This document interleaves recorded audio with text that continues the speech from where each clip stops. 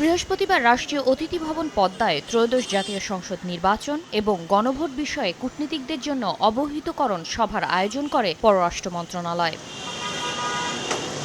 দুপুর ২:৩০ থেকে ঢাকায় অবস্থিত মার্কিন যুক্তরাষ্ট্র, চীন, Russia, Pakistan, Spain, Norway, Sri Lanka, Algeria, Brunei, তুরস্ক, অস্ট্রেলিয়া, জার্মানি, ইতালি, ভিয়েতনাম, সংযুক্ত আরব আমিরাত দূতাবাসের পতাকাবাহী গাড়ি রাষ্ট্রীয় অতিথি ভবন পদ্মায় প্রবেশ করতে শুরু করে। এছাড়া জাতিসংঘ, ইউরোপীয় ইউনিয়নের প্রতিনিধিদের বহনকারী গাড়িও পদ্মায় প্রবেশ করতে দেখা যায়। ছিল পতাকাবিহীন বেশ কয়েকটি গাড়িও।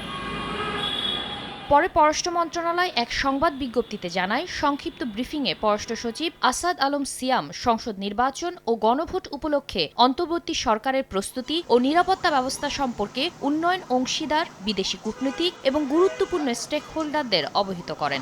রেইনবো অলরাউন্ডার এক্সটেরিয়র পেইন্ট বাড়ির বাহিরের দেয়ালের সুরক্ষা নিয়ে থাকুন নিশ্চিন্ত, সাথে পাচ্ছেন 10 বছরের ওয়ারেন্টি।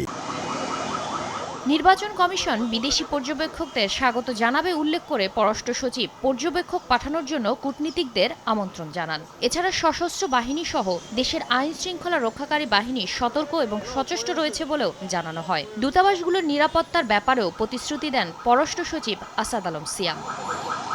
ব্রিফিংয়ে ঢাকাস্থ দূতাবাসগুলোর প্রায় ৪০ জন কূটনীতিক উপস্থিত ছিলেন। শাতিলা শারমিন, সময় সংবাদ, ঢাকা।